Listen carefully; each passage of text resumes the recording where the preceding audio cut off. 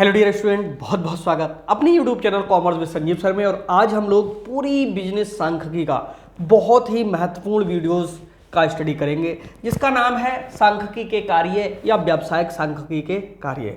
देखिए, जिसके अगर हमें कार्य और विशेषताएं पता चल जाए फिर उसमें रह क्या जाएगा। विशेषता किसे कहते हैं? जिस भी विषय में या किसी भी वस्तु में जो मुख्य रूप से गुण विद्यमान होता है वो उसकी विशेषता कहलाती है। फॉर द एग्जाम्पल, जैसे आपने देखा होगा शुगर होती है, चीनी होती है। चीनी का जो स्वभाव होता है वो कैसा होता है? मीठा होता है। तो कह सकते हैं कि जो शुगर है वो मीठी है। तो क्या है? शुगर की विशेषता है, मीठी है। ठीक उसी प्रकार से यहां पर सांख्यिकी की अगर विशेषताएं और कार्य ये आपने अगर सही से समझ लीजिए तो समझ लो कि सांख्यिकी का बहुत बड़ा पार्ट आपके समझ में आ जाएगा। तो विशेषताएं तो इससे पहले ही हम समझा चुके हैं पिछला वीडियो में। इसमें हम समझाएंगे सांख्यिकी के कार्य, शुरू से लेकर के लास्ट तक देखिएगा। इतनी हेडिंग्स मैंने दी हैं कि आपको कई बुक्स को अगर इकट्ठा करोगे तब भी नहीं मिलेंगी, और बहुत ही सरल हैं। इनको अच्छे से समझ लीजिएगा तो समझ लो कि बड़ा पार्ट तैयार हो जाता है। और पहला लॉन्ग क्वेश्चन आपके लिए थ्योरी का यही मिलता है कि सांख्यिकी किसे कहते हैं, इसकी विशेषताएं क्या हैं और इसके क्षेत्र तथा कार्यों का वर्णन करो। कभी कभी महत्व भी पूछ लेता है। तो ये जितना मैंने इस प्रश्न में बोला है ये बहुत ही वैल्यूएबल है। अगर हमारे यहाँ प्लेलिस्ट में देखोगे तो सिस्टम से आप जब चले जाओगे तो सारे ये जो वीडियोस हैं ये क्रम से आपको मिलते चले जाएंगे। तो आइए हम कार्य समझाते हैं। इसमें व्यावसायिक सांख्यिकी के कार्य कौन कौन से हैं, बहुत ही महत्वपूर्ण है ये कार्य समझना। और इतना ईजी है कि मैंने यहाँ पर 14 हेडिंग्स दी हैं। इनके बारे में अगर 3-3, 4-4 लाइनें लिखोगे तो 3 पेज आराम से आपके फिल हो जाएंगे। इतना कंटेंट आपके लिए इससे तैयार हो जाएगा। अगर भूलोगे भी तब भी 10 हेडिंगें आपके लिए याद रह जाएंगे। देखिए कितनी सरल हेडिंग्स हैं। पहला है समंकों को तैयार करना। सांख्यिकी का जो कार्य होता है, सांख्यिकी जो काम करती है, सांख्यिकी, पहले इसका मतलब समझो। सांख्यिकी का मतलब होता है संख्याओं में आंकना। यानी कोई भी घटना घटित होती है, कहीं पर किसी भी विषय पर अगर हम बात करते हैं, अगर हम अनुमान के आधार पर बात करेंगे हमारी समझ में नहीं आएगा। और जैसे हम उसके लिए कोई संख्या दे देंगे तुरंत समझ में आ जाएगा।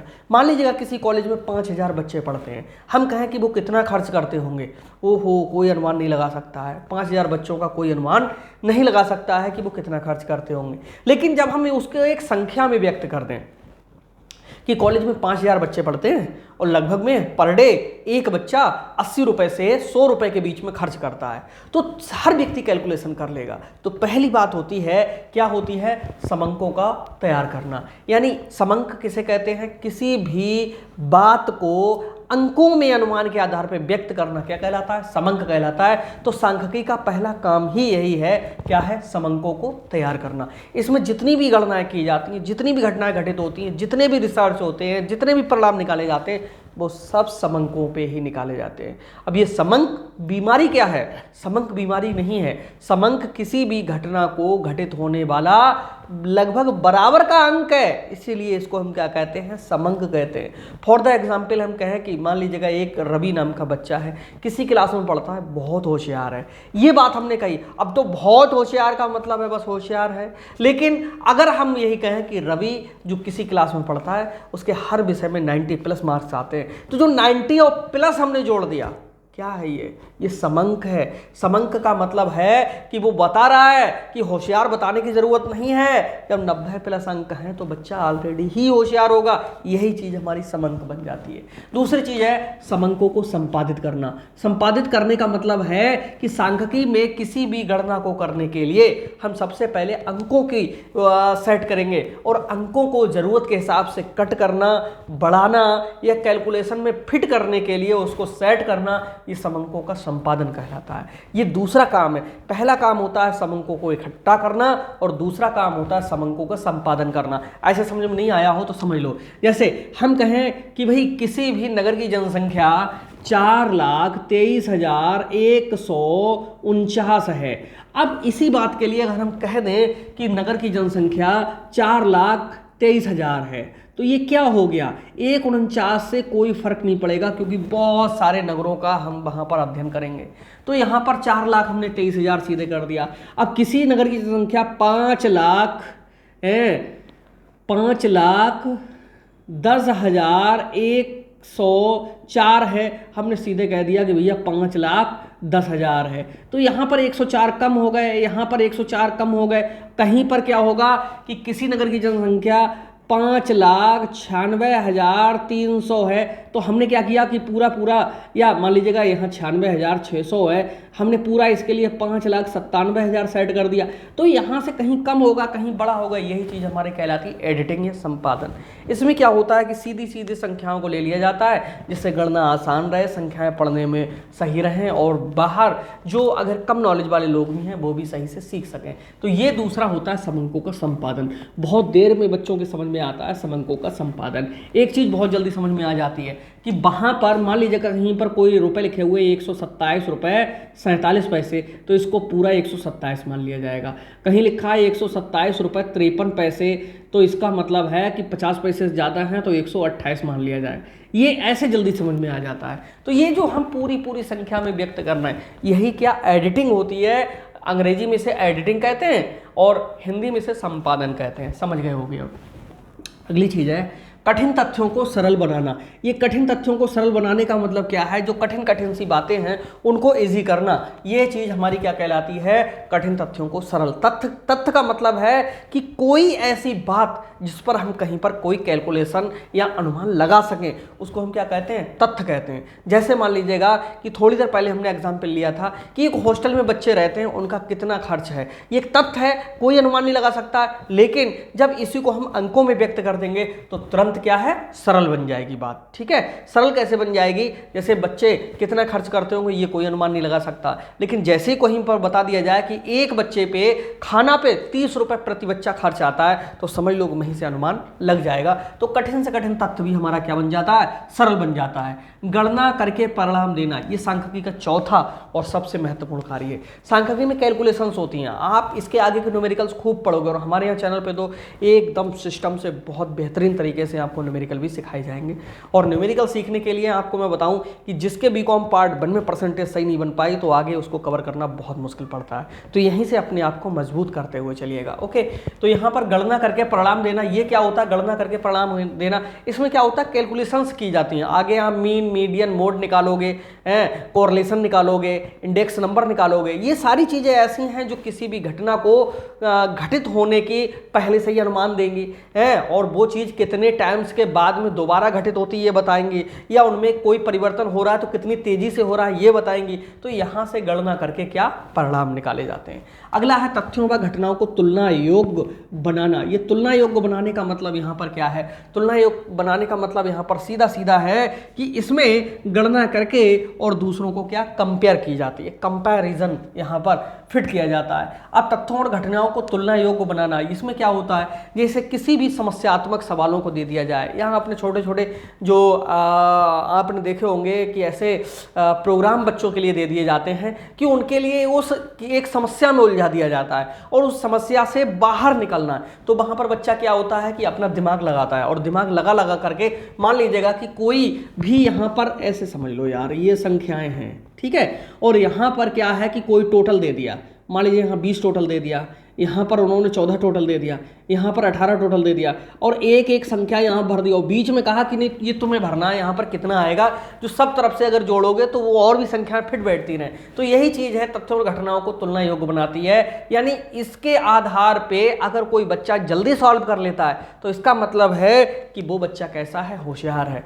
जो देर कर तो लेता है लेकिन देर से करता है, इसका मतलब है कि उसके अंदर दिमाग तो है लेकिन उच्च कोटि का नहीं है, और जो कर ही नहीं पाता है इसका मतलब है कि उसमें कहीं ना कहीं योग्यता की थोड़ी सी कमी है। तो ये तुलना योग्य बना रही, सब में तुलना है। पूर्वानुमान लगाना, पूर्वानुमान का मतलब क्या होता है, यानी सांख्यिकीय आंकड़ों के आधार पे पूर्वानुमान लगाना। जैसे अगर हम 10 सालों का उत्पादन देखेंगे कि भाई 10 सालों का जो प्रोडक्शन हो रहा है पिछले 10 वर्षों से, किसी भी फैक्ट्री का लेके लेंगे कि वो कितनी यूनिट बनाती है सेल हो जाता है, कितनी यूनिट बनाती है सेल हो जाता है, तो अगले आने वाले 2, 3, 4 सालों का भी हम उसी के आधार पर अनुमान लगा सकते हैं। तो ये चीज़ होती है हमारी पूर्वानुमान। पूर्वानुमान तभी लगेगा जब हम पिछले के आंकड़ों को, जो स्टैटिस्टिकल जो रिकॉर्ड्स होते हैं उनके लिए जब हम एनालाइज करेंगे, उनको देखेंगे, उनको समझेंगे, तो उन्हीं के बेस पे हम पूर्वानुमान लगा सकते हैं। जैसे आप इंटरमीडिएट तक पढ़ते हुए चले आए हो, तो आपका 10th का स्कोर है, 11th का स्कोर है, 12th का स्कोर है, 9th का स्कोर है, वो देख करके एक अनुमान लगाया जा सकता है,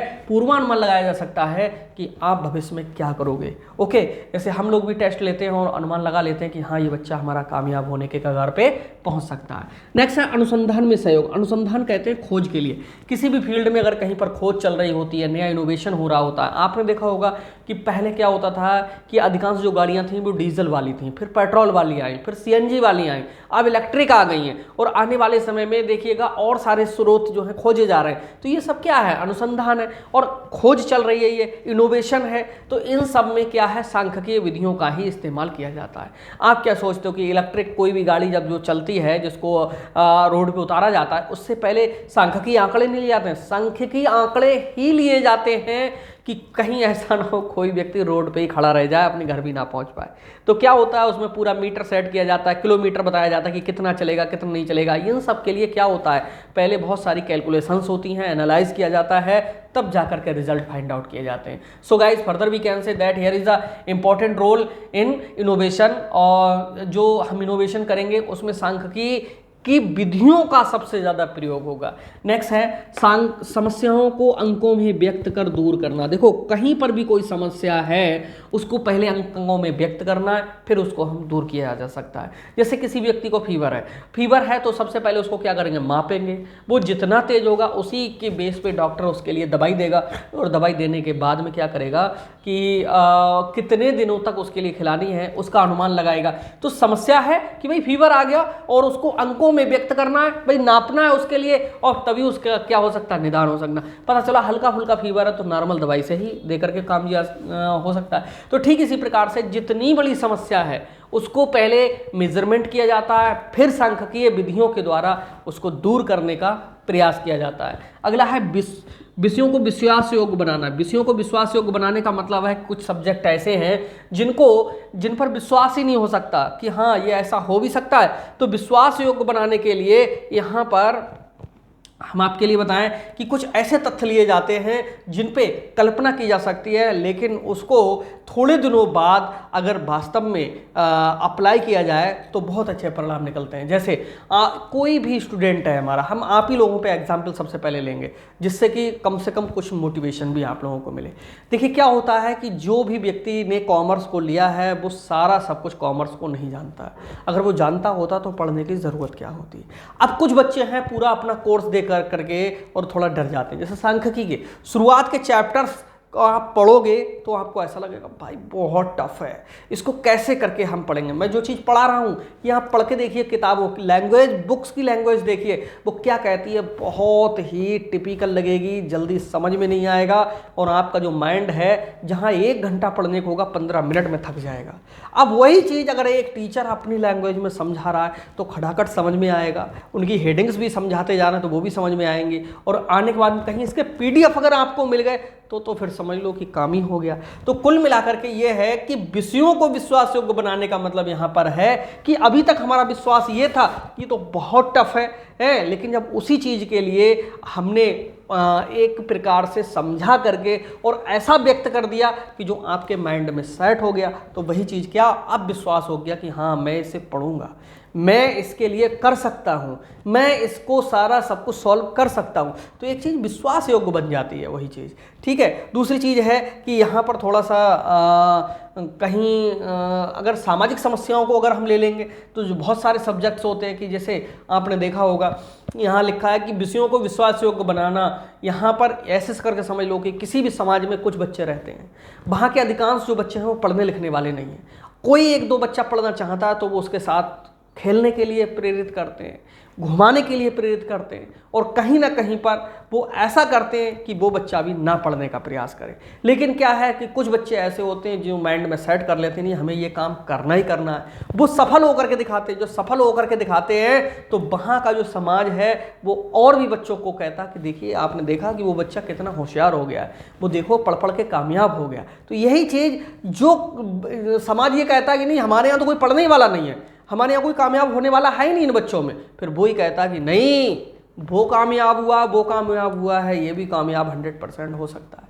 तो ये विषयों को विश्वास योग्य बनाना है। नेक्स्ट है योजनाएं या नीतियां बनाना। देखिए योजनाएं हम प्लानिंग के लिए कहते हैं, ठीक है। और प्लानिंग क्या होती है कि किसी भी रिजल्ट को प्राप्त करने के लिए ये एक सिस्टम में आना ही हमारी क्या होती हैं, योजनाएं होती हैं, प्लानिंग्स होती हैं। जैसे बीकॉम पार्ट में बहुत अच्छी मार्किंग लानी है तो मैं बताऊँ, एक तो स्टैटिक्स में, दूसरी आपका कम्युनिकेशन में, तीसरा आपका जो बीओ है जिसको आप पहले भी पढ़ के आए हो उसमें, 3 सब्जेक्ट पे अगर आप कमांड कर लिए तो चौथे 5 में जो भी रहेगा उन पे तो अपने आप कमांड हो जाएगा। ओके, तो कुल मिलाकर के यहाँ पर क्या होता है, प्लानिंग्स और नीतियाँ बनाना ये भी सांख्यिकी का ही कार्य होता है। सांख्यिकी बताती है, जैसा मैं बोल रहा हूँ कि आप कुछ सब्जेक्ट को सिलेक्ट कर लीजिएगा, पूरी जो है ताकत इन सब्जेक्ट पर लगा दीजिएगा और इनको कंप्लीट करने के बाद में अदर सब्जेक्ट को देखिएगा। इससे क्या फ़ायदा मिलेगा, इससे ये फ़ायदा मिलेगा कि आपका जो विश्वास है, आपके अंदर जो योग्यता है वो कहीं ना कहीं बढ़ने लगेगी और जो आपका रिजल्ट है वो बेहतर होकर के आएगा। तो यही चीज़ योजनाएं और नीतियां ये सांख्यिकी की देन है। सांख्यिकी का मतलब है कि जैसे मान लीजिएगा कि 3 सब्जेक्ट हैं आपके जो बहुत अच्छे हैं, जिनमें आप 80, किसी में 85, किसी में 90 ऐसा टारगेट बनाइए। जो रह गया उसमें 65 से लेकर के 75 तक का टारगेट बनाइए। अब आपका जो रिजल्ट होगा इनके बेस पर देखिए कितना बेहतर बनता है। अब इतना करने के लिए आपको क्या करना होगा, एक अच्छे टीचर को सिलेक्ट करना होगा, एक अच्छी कोचिंग को ज्वाइन करना होगा और अच्छे से पढ़ाई करनी होगी।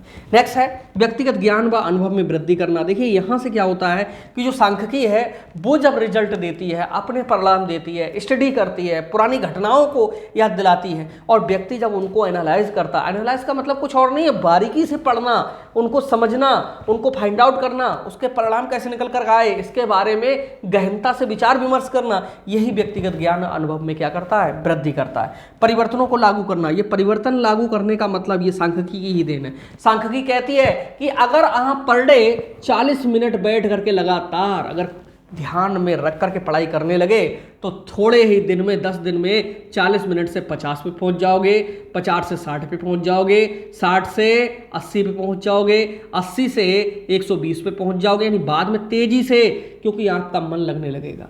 जब मैंने अधिकांशतः उन बच्चों को देखा है जिनके हाथ में पढ़ने के लिए मोबाइल आता है, लेकिन तब तक क्या होता है, या तो टकाटक चल पड़ता है, या शेयर चैट चल पड़ता है, या फेसबुक चल पड़ता है, या कोई ना कोई व्हाट्सएप चल पड़ता है, तो कहीं ना कहीं उनका जो ध्यान है, होता तो इच्छा तो कहीं की होती है लेकिन लग कहीं जाता है। लेकिन सांख्यिकी कहती है कि आप कुछ दिन तक सब कुछ रोक करके आप इस पे आइए, फिर स्वतः इस पे पहुंच जाओगे, फिर धीरे धीरे आप लौट करके 4 से 3 गुने पे आ गए। यार ये कब संभव है, जब 40 को कर लोगे तो 120 हो पाएगा। और एक दिन बिल्कुल बैठ गए, बोले नहीं अब तो 360 मिनट ही हमें देखना पड़े, हम कुछ भी नहीं देखेंगे, समझ लो 1 दिन देखोगे, 2 दिन देखोगे, तीसरे दिन अपना ध्यान जहां था वहीं पहुंच जाएगा। तो परिवर्तन ऐसे नहीं होते हैं, परिवर्तन सिस्टम से होते हैं, क्रम से होते हैं, क्रम को अपनाइएगा। अगला है खगोल शास्त्र में घटनाओं का अनुमान। खगोल शास्त्र हम किसके लिए कहते हैं, जो हमारी आसमानी घटनाएं घटती हैं, जो हमारे ग्रह हैं, ठीक है, और उनमें जो घटनाएं घटित होती हैं उनमें सांख्यिकी बहुत बड़ा रोल प्ले करती है। आपने देखा होगा कि पहले से ही पता चल जाता है कि किस दिन ग्रहण होगा, किस दिन कौन सा तारा कहाँ लोकेशन होगी और सूर्य कब निकलेगा, अस्त कब होगा। ये सारी चीज़ें सांख्यिकी के ही बेस पर चल रही हैं, इनको कोई जादू टोना नहीं निकाल रहा है, ये सांख्यिकी ही इन सब चीज़ों के लिए एनालाइज करके और इंडिकेट करती है। अगला है माध्यों की गणना। माध्य कहते हैं एवरेजेस के लिए। सांख्यिकी ही वो सब्जेक्ट है जिसमें किसी भी घटना के घटित होने की बारंबारता को हम एनालाइज कर सकते हैं। एनालाइज का मतलब है कि उसको बारीकी से हम अध्ययन कर सकते हैं और किसी भी विषय के बारे में, किसी भी बच्चे के बारे में, किसी भी कक्षा के बारे में हम क्या माध्यों की गणना कर सकते हैं। माध्य का मतलब होता है एवरेज, और एवरेज कैसे निकलेगा, एक क्लास में मान लीजिएगा 50 बच्चे पढ़ते हैं, 50 का टेस्ट लिया तो क्या होगा कि कुछ बच्चे बहुत टॉप पे होंगे, कुछ बहुत नीचे होंगे, तो बीच के कितने होंगे, वो बीच वाले जो बच्चे हैं उनसे अप एंड डाउन 2 पार्ट बन जाते हैं। तो बीच वाले बच्चों को पता करना कि हमारा वास्तव में असलियत में जो कक्षा का स्तर है वो बीच वालों से ही पता चलता है। उच्च वाले तो गिनती के होंगे और निम्न वाले हो सकता है गिनती से ज़्यादा हों, है यानी उच्च वालों से नीचे के ज़्यादा हों, लेकिन जो हमारे क्लास का एवरेज जो बताएगा वही मान लिया जाता है। जैसे साल भर में कभी आप 50,000 कमाओ, कभी 2 लाख कमाओ महीने में, लेकिन पूरे वर्ष में पता चलता है कि आपकी 6 लाख इनकम होती है। इसका मतलब है कि आपकी इनकम पता कितनी है, आपकी इनकम 12 मंथ की 6 लाख है तो 50,000 रुपये महीने हुई। तो असलियत इनकम आपकी 50,000 है, ना कि 2 लाख कमा लिए, 2.5 लाख कभी महीने में कमा लिया और कभी कोई भी पैसा नहीं कमाया। तो ना तो जीरो हो सकती है और ना 2.5-3 लाख हो सकती है, जो एवरेज निकल करके आ रहा है वही हो सकती है। तो सांख्यिकी से ऐसे परिणाम मिलते हैं जो माध्यम के आधार पे होते हैं। तो ये कार्य थे, जिसने भी यहाँ तक देखे हैं समझ लो कि आप वास्तव में कुछ बनने वाले हैं, तभी यहाँ तक रुक पाए। आपके अंदर धैर्य है, आपके अंदर कुछ करने की क्षमता है। यहाँ तक देखा हो तो जरूर कमेंट करिएगा, मैं समझ जाऊँगा कि कौन सा स्टूडेंट हमारा यहाँ तक पहुँचा। चैनल को जरूर सब्सक्राइब कर लीजिए। मिलते हैं नेक्स्ट वीडियो में, तब तक के लिए बाय बाय।